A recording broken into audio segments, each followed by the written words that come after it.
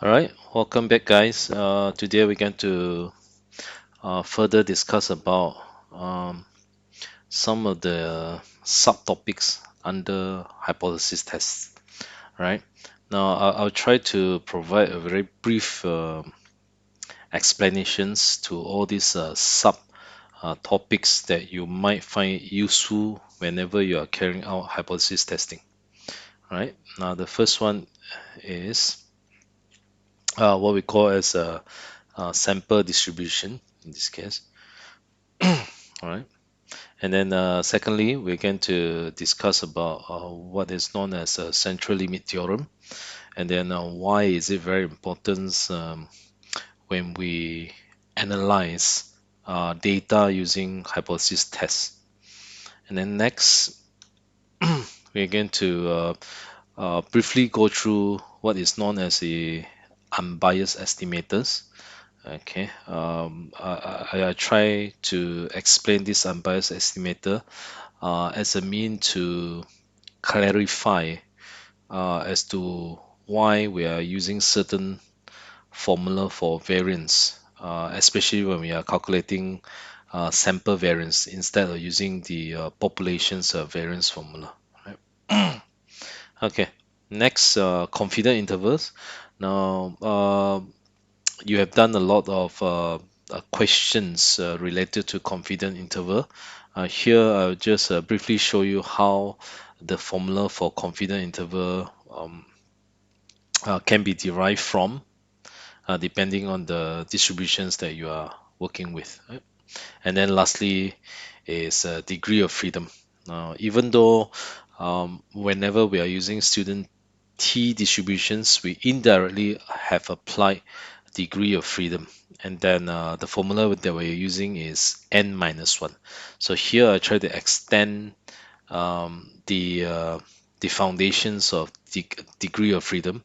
I just try my best to give you a brief explanation as to uh, how does the degree of freedom actually look like, and then what is its um,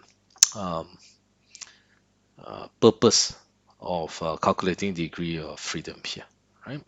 So these are the five subtopics that I'll try to provide explanations on. And now, bear in mind, now for anyone who are going for exam, especially for A level, now there will not be any questions asking you what is sample mean distributions, what is central limit theorem, or what is unbiased estimator, or how to derive confidence interval or degree of freedoms, right?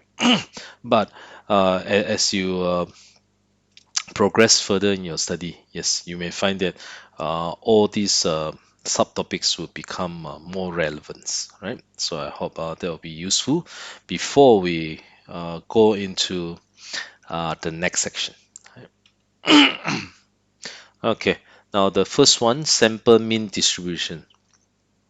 Now, before you go into the sample mean distribution, I'm going to show you a diagram here.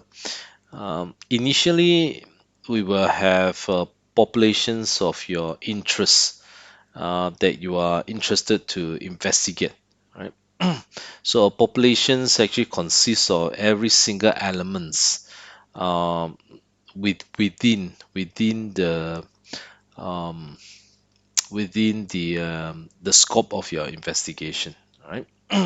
So take for example, in this case, if we have a population represented from A to L, okay, and then under these populations here, under these populations, there are few parameters. So the keywords that we are using to represent the descriptions of the populations or the properties of populations are known as parameter.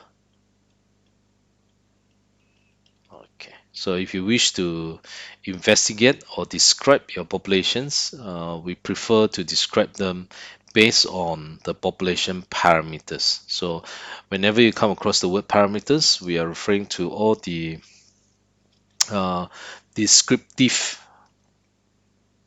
measurements related to populations. So one of them being the mean population, right? So let me show it to you before that. Okay.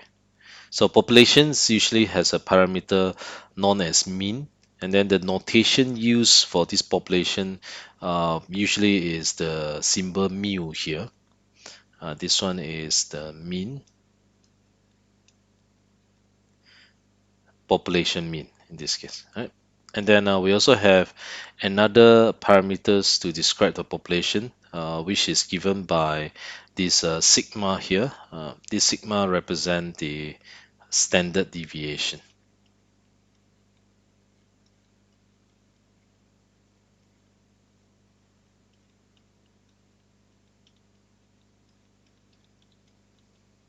All right. So standard deviations is one of the parameters for this population. Mean is also one of the parameters for that we can use to describe populations here.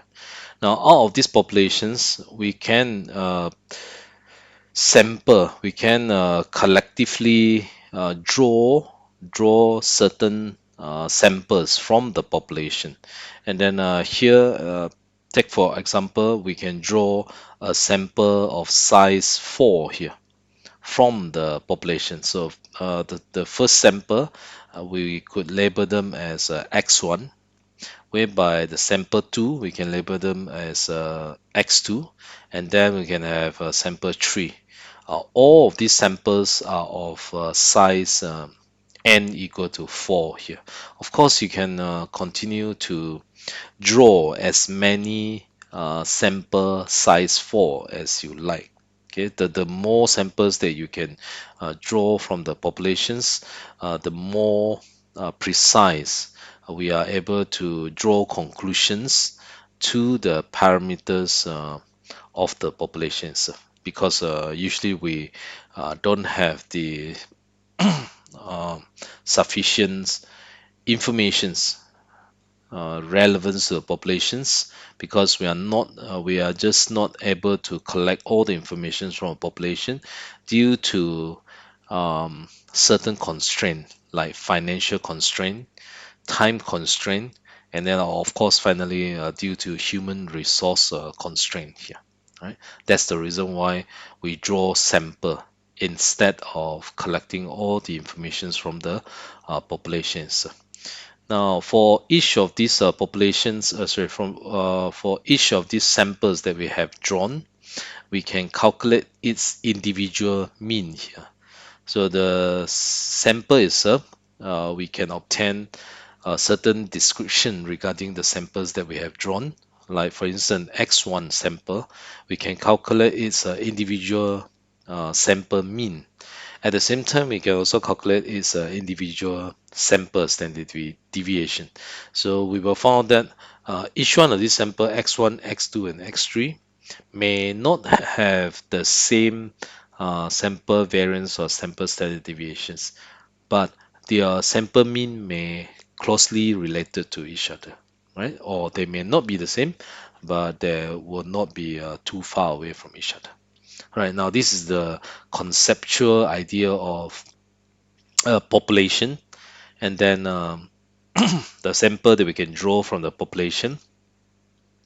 The description that we are using to describe the samples are called statistics. So, like the sample mean and the sample variance or sample standard deviations are some of the statistics that we have drawn from the populations there.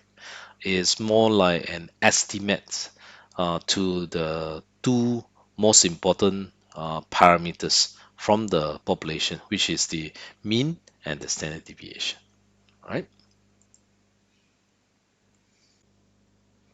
All right. So once we have discovered the parameters from the populations and the statistics that we can obtain by drawing samples, okay, I'm going to show you how does the distributions of sample mean would actually look like.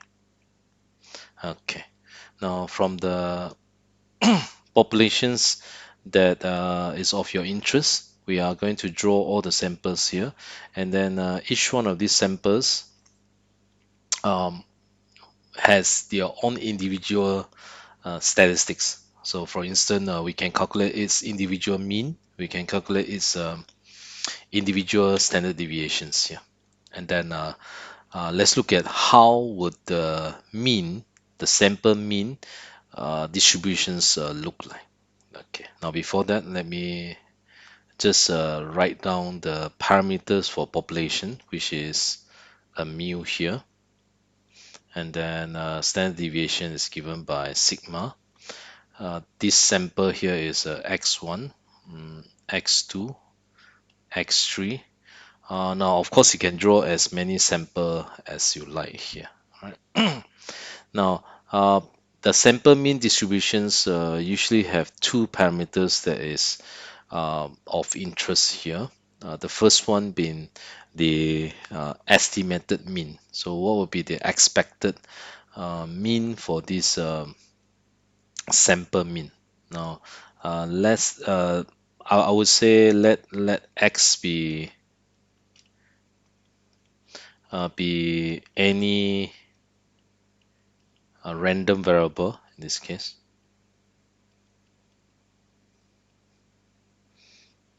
Okay.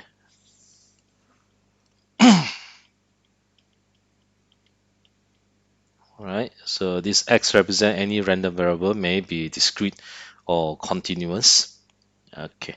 And then let's try to calculate its expected value for this random variable. Okay.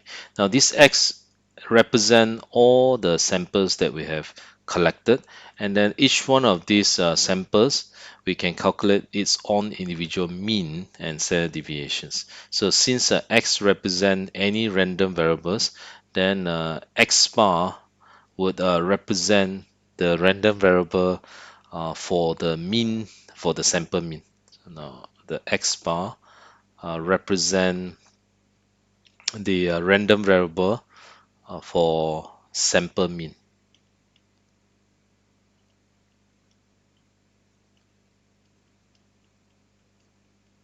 Random variable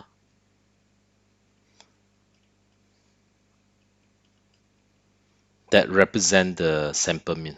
Random variable for sample mean.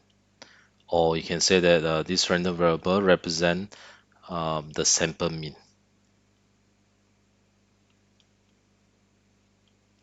Okay, right. Now we are interested to determine the expected value for this sample mean.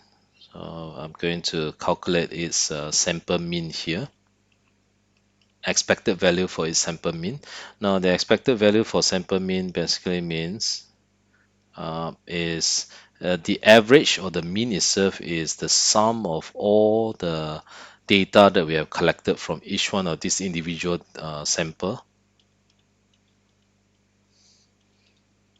up until you can have n sample in this case. So therefore, the mean is divided by n here. Right?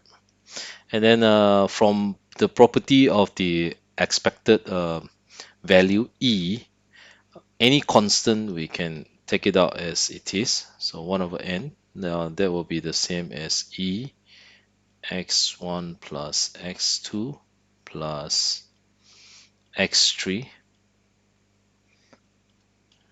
and so on and so forth until xn here. Okay.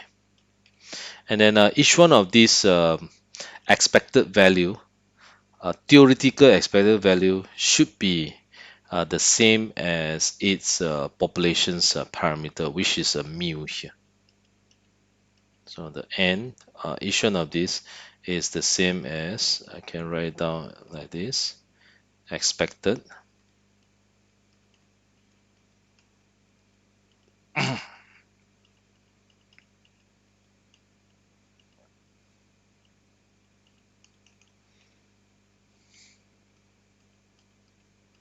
until the last samples. And then theoretically, each one of these expected value for the sample must be the same as the population's parameter. That's what we intend to achieve here. And then there are n expectation here. Now, therefore, there will be n mu, and then eventually we end up with a mu here. So the expected sample mean should be the same as the population's parameter. Now, next we are going to evaluate the variance for this sample mean, var. So I'm going to write down here var, which is the variance for the sample mean. Now, as usual, this is the same as this one here. Let me see here. It's the same as var x1 plus x2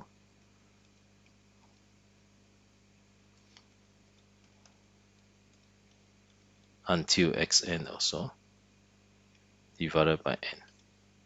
Okay, now that's what we have. And then based on the properties from variance, any constant that you can take out will be a square.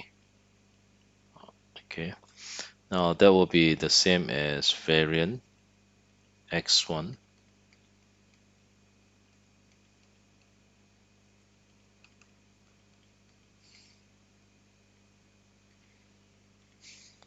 Okay, so that's what we have. And then now it will be the same as the expected value just now. The only difference is based on the property of variance, we can calculate its individual's variance here. And then, of course, theoretically, we expect the individual variance to be approximated to the population's parameter, which is the sigma square in this case. Right? So variant x2, variant x3, and then until we have the last variance here, xn.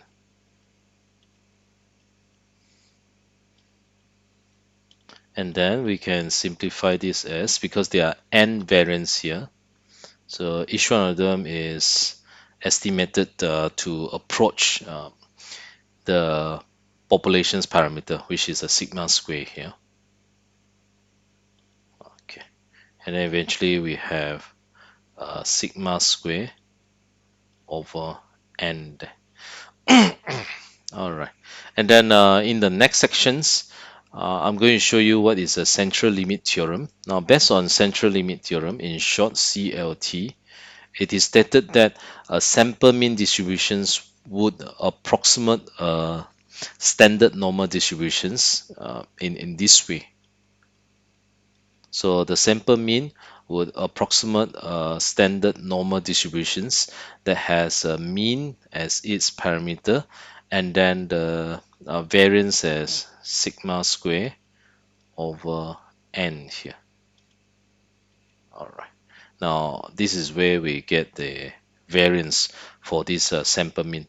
Now that conclude how the sample mean distributions look like. According to central limit theorem, the sample mean distributions is approximately normally distributed with a mean and a variance given as sigma square over n there. And then this term here under hypothesis testing is known as standards of error. Standard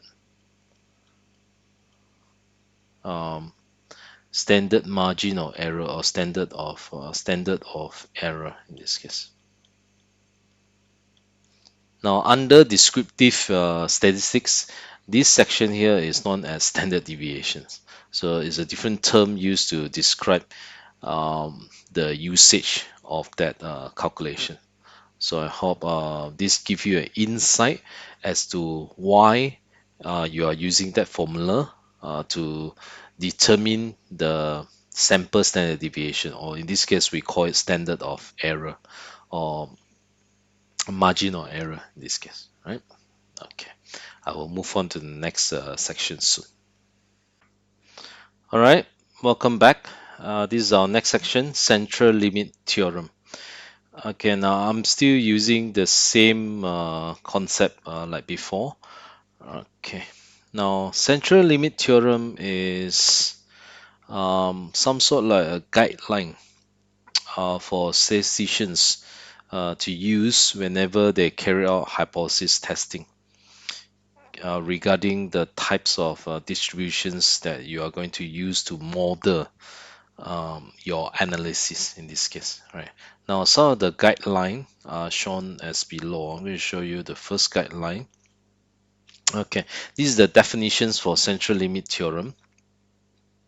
It states that sample mean that we have seen just now, sample mean uh, will follow approximately normal distributions given that the mean is the same as the population mean, whereby the sample mean variance is given by sigma square over n there, where the n is the sample size in this case, right? Okay. Now the second, so under this central limit theorem, it is stated that okay, so this is the main guideline, the main two guidelines that I'm highlighting for our focus here, so that you are more comfortable in applying certain distributions based on the guideline given by this central limit theorem. So the first guidelines that samples that were taken from population of um, not normally distributed, where the sample size is sufficiently large. All right. Now, I know that the term sufficiently large is a bit subjective, but the guideline given by statisticians and the whole community of statisticians is this magic number, the so-called n must be greater than or equal to 30 here.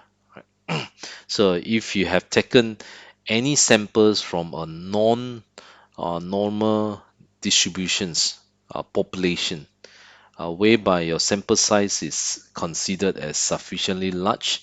Here, sufficiently large refer to any sample size that is greater than or equal to 30 in this case.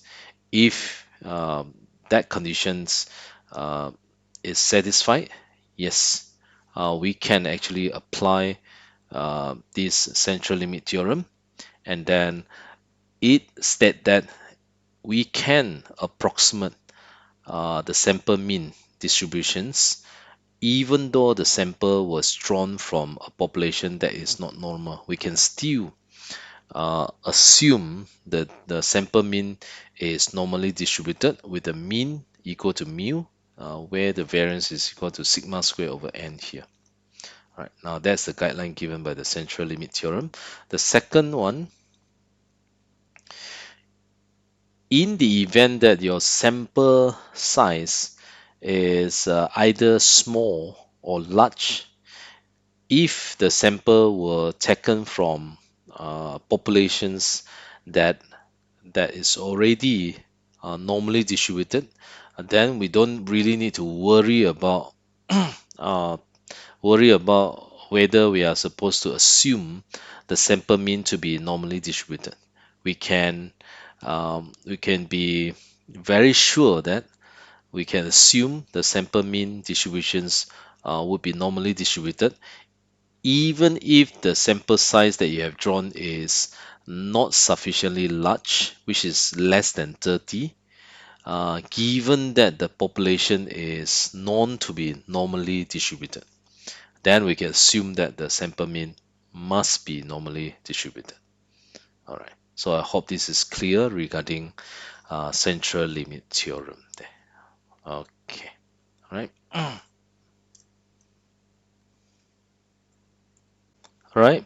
Now, here I intend to show you a very simple simulations of why central limit theorem is such a good fit or such a good model to use to approximate many different types of distributions, right? Now let's in this case I'm using the binomial distributions. So this is a binomial distributions with 10 trials, and then probability of success of 0.225 here. The expected value for this random variable is equal to NP. The N is the sample size or the number of trials, probability of success. The variance is NPQ there. Now, this is the histogram that we can sketch regarding these 10 trials under binomial distributions. Right. Now, in this case, we can draw sample from these original populations, which is binomially distributed. We can draw a sample from these binomial distributions and then determine its sample mean. Now, if you look at sample mean of, okay, now I'm going to draw the data from here. I'm going to ignore that. And then we can, take for instance, we will draw a sample of size 4 in this case. Okay, now I'm going to draw a sample size 4 from the binomial distributions here. This is the result that I have actually obtained here. This is how it look like.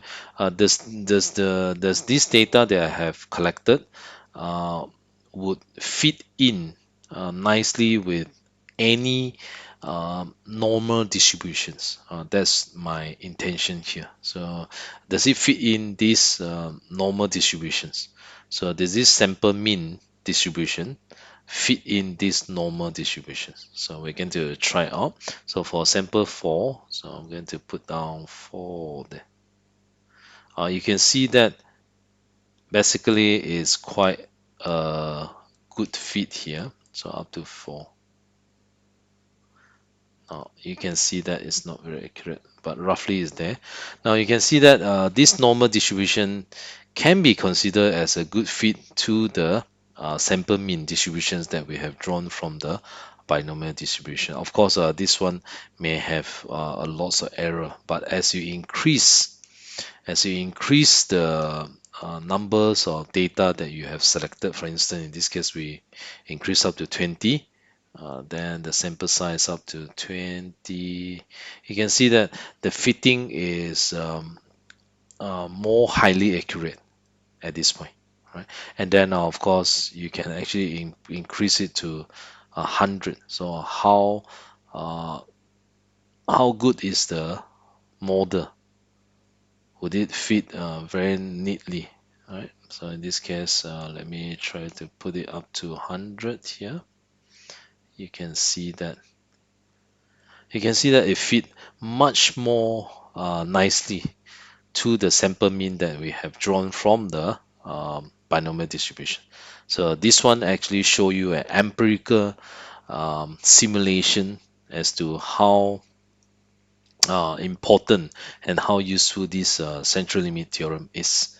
And then using this central limit theorem, we can be assured that most of the sample mean distributions, if it's not strongly skewed, would be normally distributed with the mean given as such, and then whereby the variance is given by this. Right? Now, I hope that's been useful for your exposure here.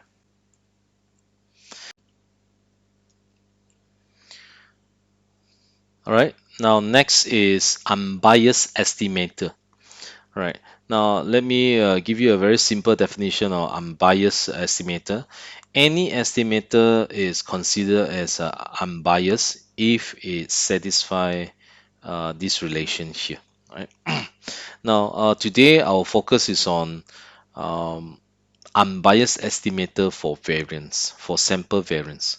So we would like to find out um, why these sample standard deviations divided by n minus 1 is an unbiased estimator, where the other sample standard deviations that is given, sorry, the population standard deviations, which is given by this formula here,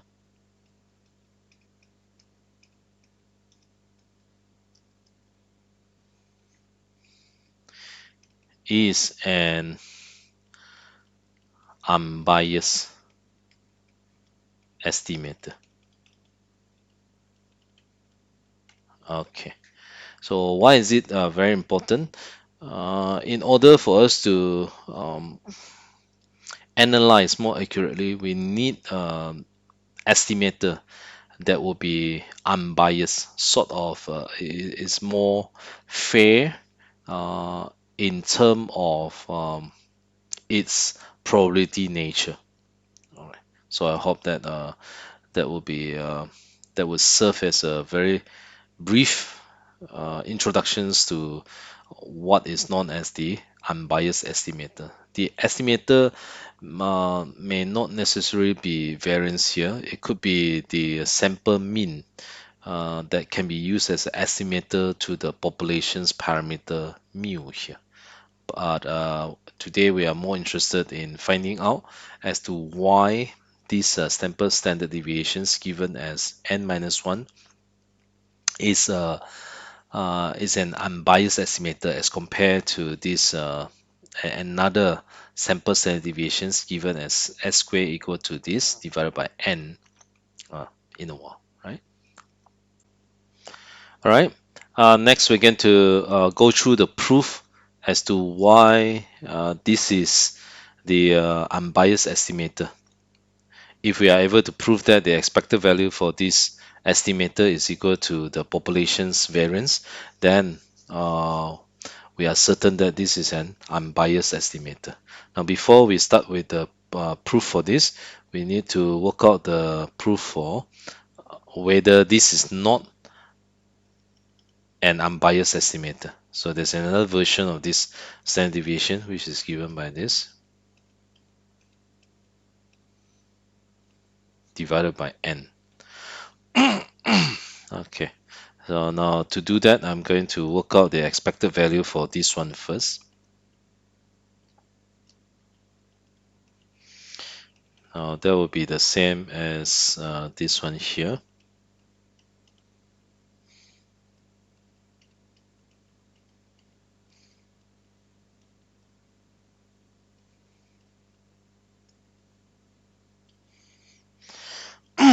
Which is the same as this.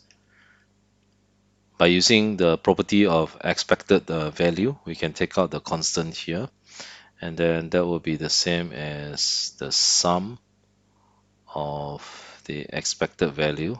For this one is x and x bar square here. All right. So I hope that is clear. And then furthermore, we can rewrite this as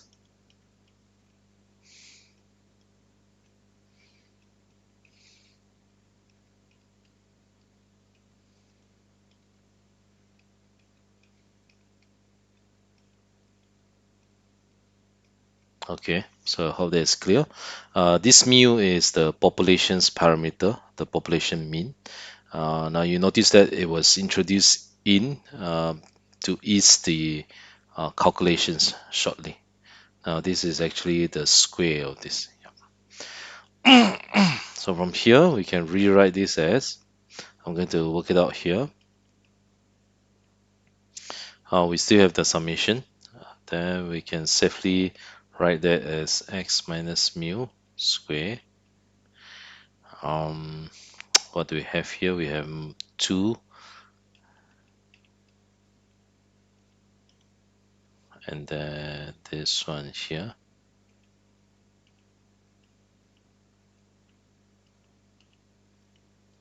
Okay, and then finally we have this square. Okay, so that's what we have by expanding that, and then this is the same as this.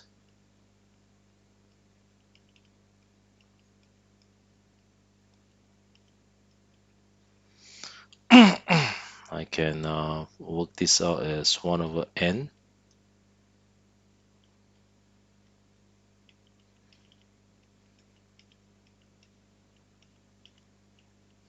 and then finally I have the other one, 2 over n. the sum of the expected value.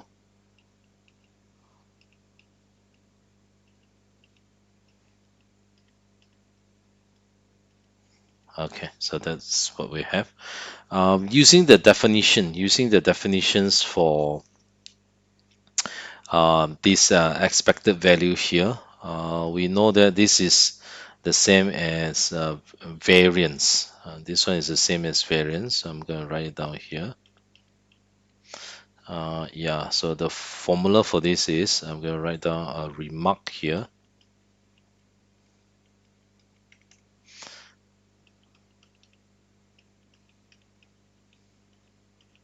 This is the same as variant x, whereby the other x bar must be the same as variance x bar instead, right? So knowing that that is the case, then we have sum of variant x here, and then plus 1 over n. Say 1 over n, let me check. Yes, correct, 1 over n. This one will be the sum of variance x bar. Okay, so that's what we have. And then minus of 2n, expected value x minus mean. And then this one we can actually write as the sum of this divided by n mu. Okay, and then knowing that this is the sum of all the variance, that will be the same as n variant. So this one must be the n variance, because it's the sum of each one of that variance.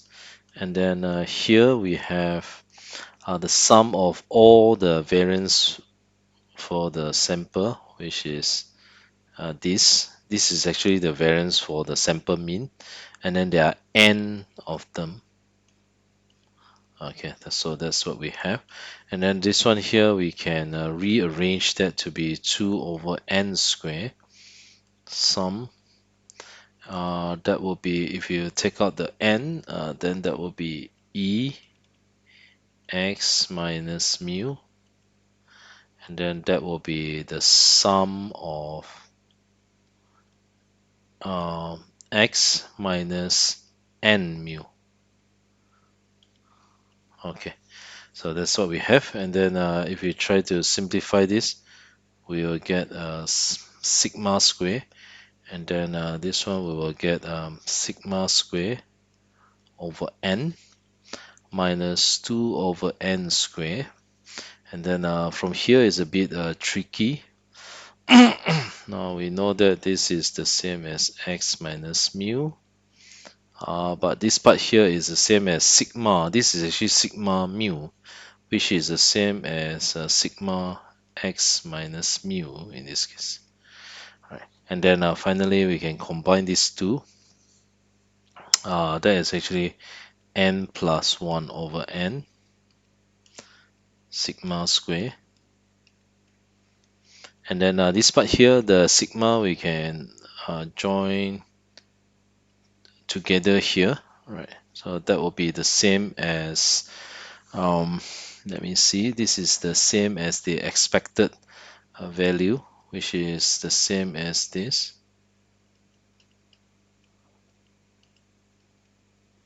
Expected value, hold on. All right, now due to the fact that all these x are independent variables, therefore we can simplify this summation as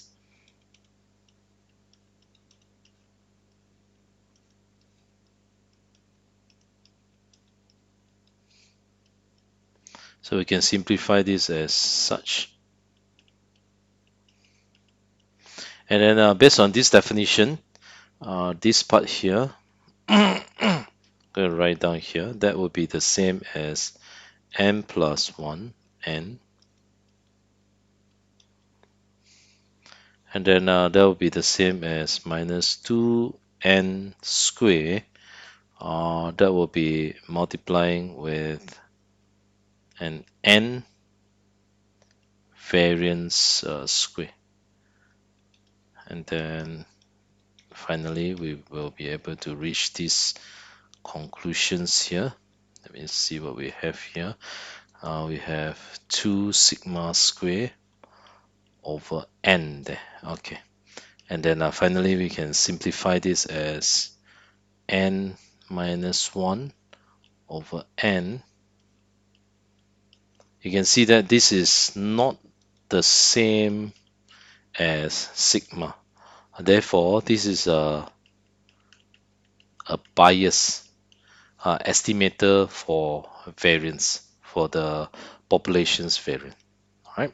Now, I hope that is clear. Now I'm going to write this result down first before we can work out the rest. So in this case, I'm going to write down the estimator for this one here is given as n minus 1 over n sigma square. Okay. Right. Now previously we have found that the um, expected value for this estimator is bias, is given as such. Now we're going to try to prove that the new adjusted variance, sample variance, is an unbiased estimator. So now I'm going to evaluate its expected value for this variance. Es square now is the same as this.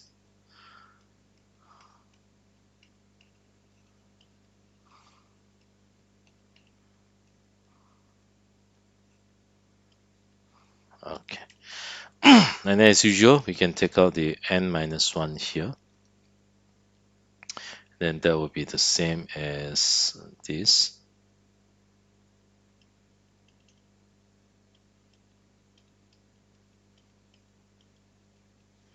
Okay, same as that. And then at the same time, I can also do a bit of algebraic manipulation here. And then I can say that that is the same as 1 over n. And then I could expand this. So if I expand that, that will be x squared. And then if I simplify the whole expressions, I would basically end up with this here. If I simplify that, hold on, just let me write it down properly so that we know what's going on. So this is 2x x bar and then plus x bar square here. Okay. From here we have okay. So this one here we have let me see here, we have ex square minus this is 2x bar, so that is basically just ex1, that will be ex1 square. Yeah, that will be ex1 square here, x bar square, sorry. If you simplify these two, it's actually ex square here, or we can simplify as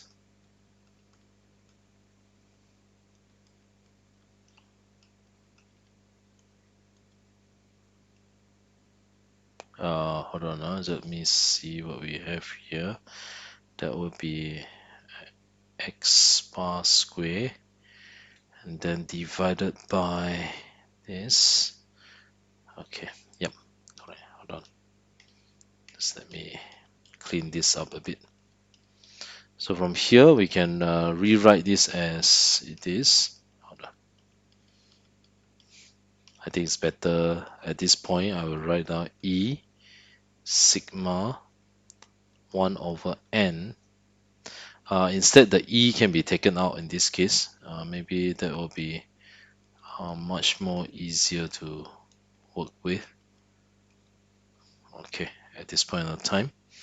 And then now let me see what we have here. We have n. Okay, I think I made a mistake somewhere here.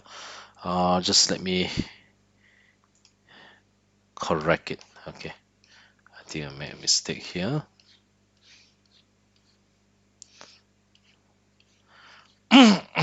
So the main mistake that I've done is actually here.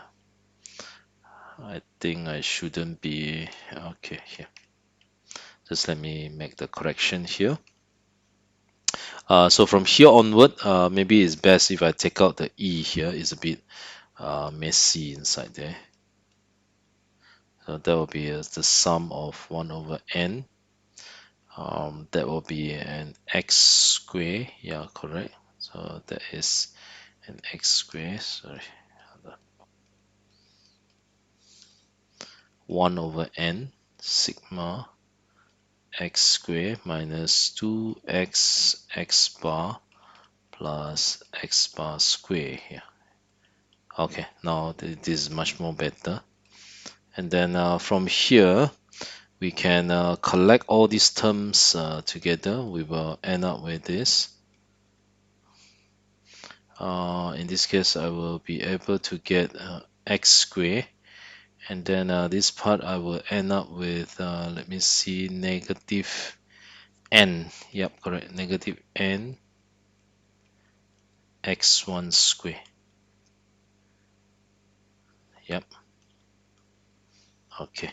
And then if I try to arrange this correctly, that will be the same as this.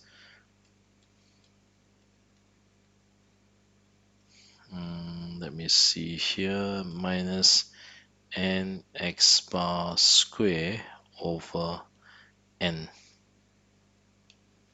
Okay. Now, this one here as a remark,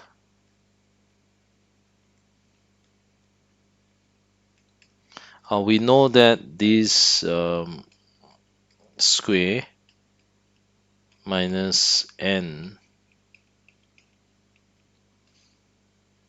is the same as the populations, standard deviations. This one here is exactly the same as this result. And then we know that the estimator, all right, the expected um, value for this estimator is given as such. And now this is given as, just let me write it down here for reference. So we know that this format is the same as this, and then we know that the estimator for this, the expected value for this estimator is given as such. So therefore, this is the same as, uh, maybe it's best if I write down over here. That will be the same as expected value of this.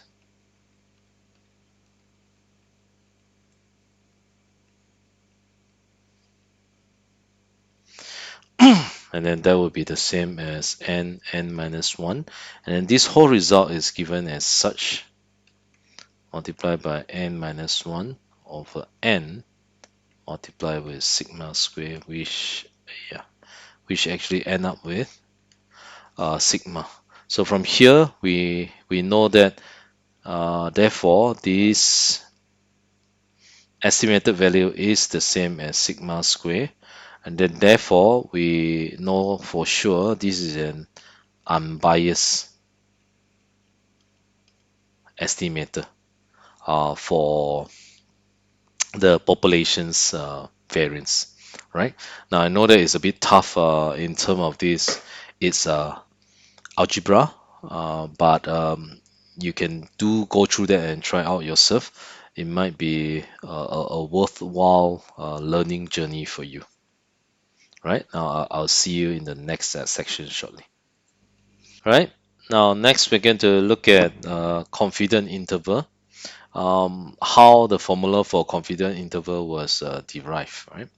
Now, depending on the types of distributions that you are working with, here I will only concentrate on two continuous distributions, which are the normal standard normal distributions, and then the second one, which is the student t distribution. Okay. And then for any confidence intervals, it will be stated, or statistician usually state the required confidence intervals. So take for instance, in this case, we are interested to work with the confidence interval for a certain percentage. Take for instance alpha. I'll call this alpha confidence interval. All right. So alpha percentage confidence interval in this case. Okay. And then this alpha basically represent just an example, for instance. So the alpha actually represent the area under the standard normal curve, or student t normal curve in this case. So the area that we are looking at is this area here. So this area represent uh, the confidence intervals. And then under this area, the positions shown here represent the critical value that represent this confidence interval. So I'll label this as critical value as, if you're using standard normal distributions, it should be a negative alpha over 2. Because if this area is alpha, then the other two tail, this area here, would definitely be alpha over 2%. This part will be alpha over 2% here. Okay. And then this will be the critical values for z or t. In this case, for both z or t. Right. And then this is the positive critical value, which is z alpha over 2 or t alpha over 2. All right. Which you can get from your calculator, or you can obtain it from your data booklet. All right. Okay.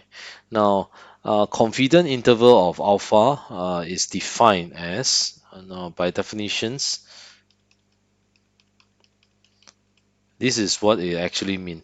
So the area under the graph for any z score or t. In this case, I'll just use z as an illustration here. So that will be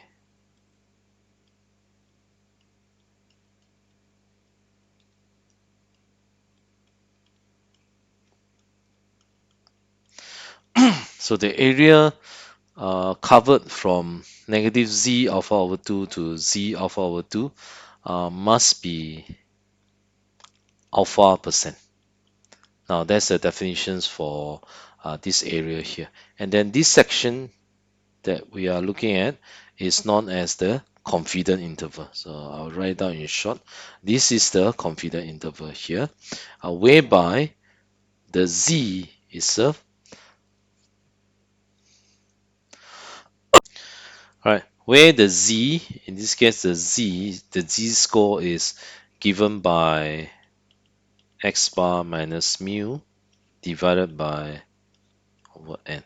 So here we are interested to investigate the sample mean distributions. Right? So the z-score is given by such. And then these sections here that is given inside the bracket is known as the confidence interval. So from here, sorry, this section, this interval here, we're going to use it to find our confidence intervals. Right? Okay. Now from here, I'm going to substitute this formula into this definition here. Therefore, let me clean this up. We don't need that anymore. We're going to use these sections to work out the confidence intervals. Now, by using that, we can write down x bar minus mu lying between negative z and here. And then with a bit of algebraic manipulations here, you will find that the mean shouldn't be a problem here. Maybe I'll show it step by step.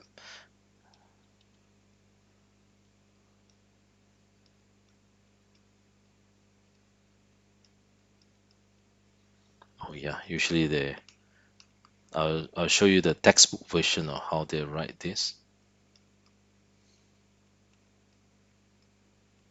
Okay, that's how it look like. So in this case, this will be the z-score.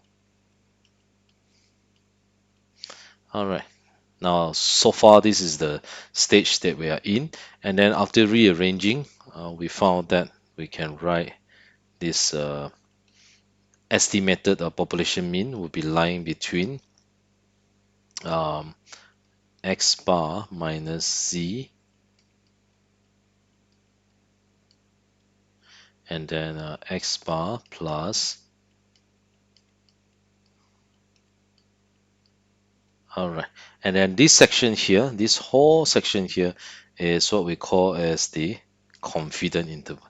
So the confidence interval is given by this interval, or you can write as such.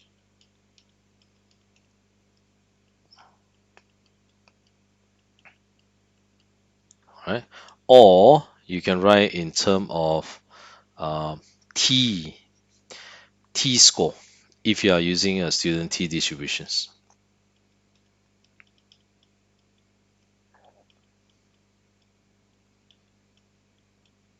Okay, so these are the two format that we can use to find the confidence interval to estimate the population's mean in this case. So I hope that is clear. I'll see you in the next section. All right, now next is degree of freedom.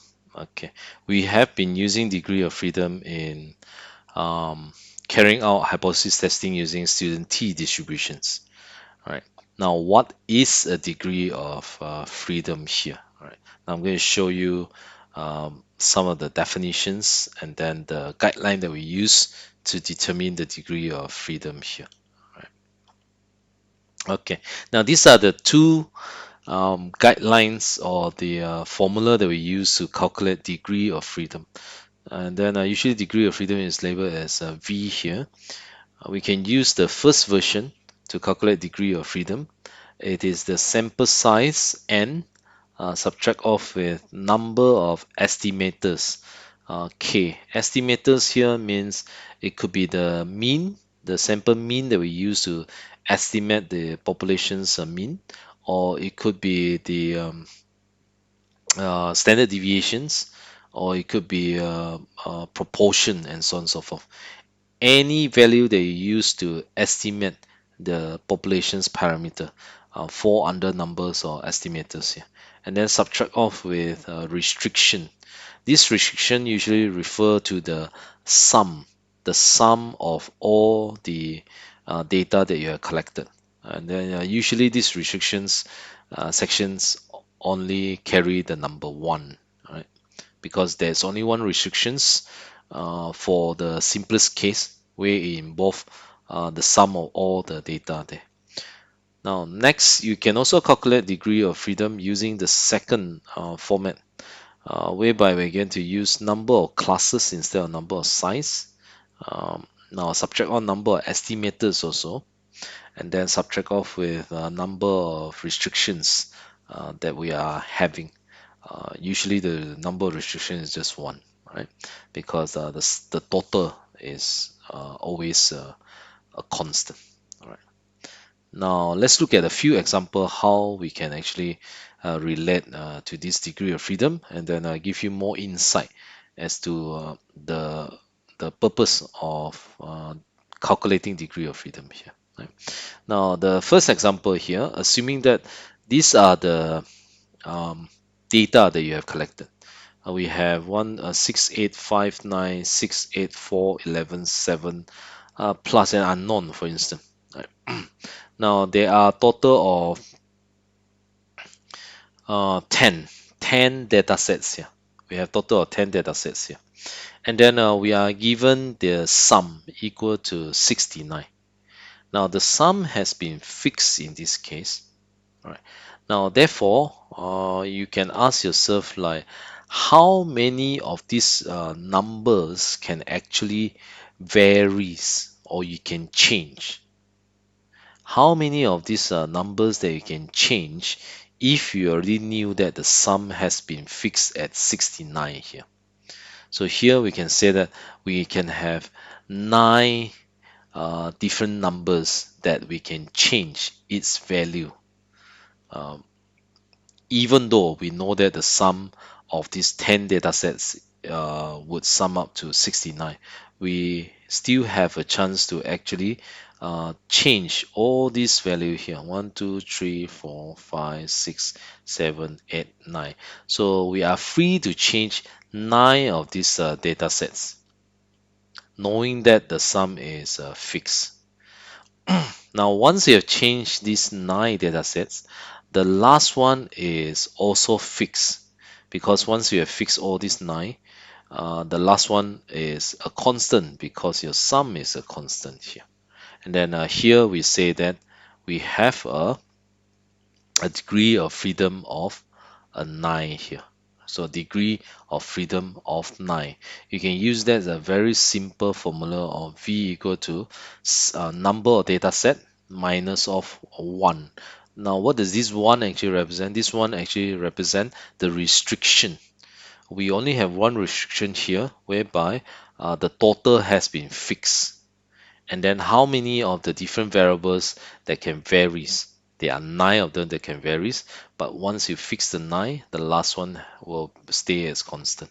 Therefore, we call this data set has a degree of freedom of 9 there. So the rule of thumbs for one sample mean test is usually given as v equal to n minus 1. The n represents sample size, minus 1 because the restrictions of having the total for all the data set is always equal to 1, because there's only that descriptions of sum. There's only one sum here, one total, which is always a constant here.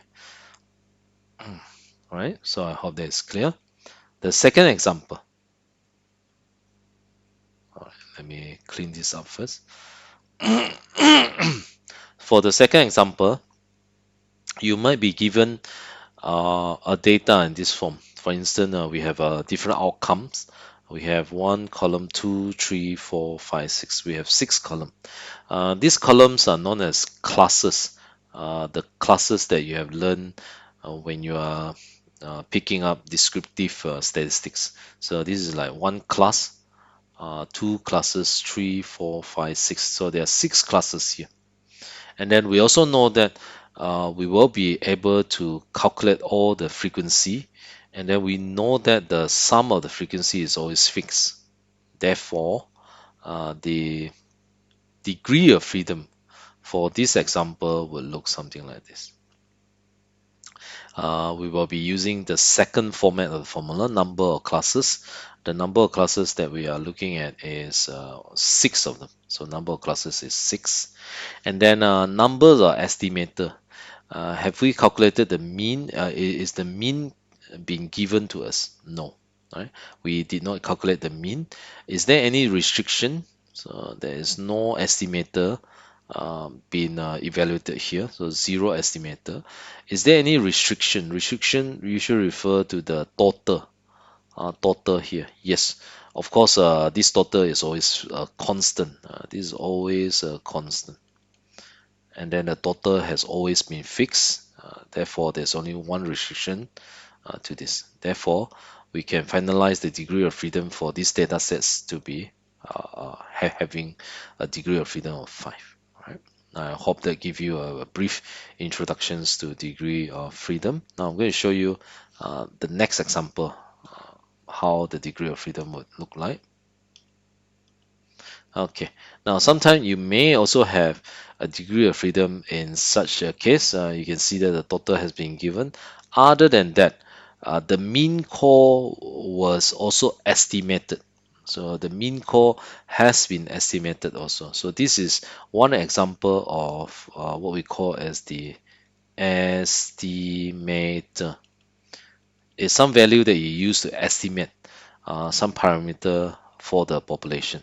So we call it estimator here. Here we have one estimator.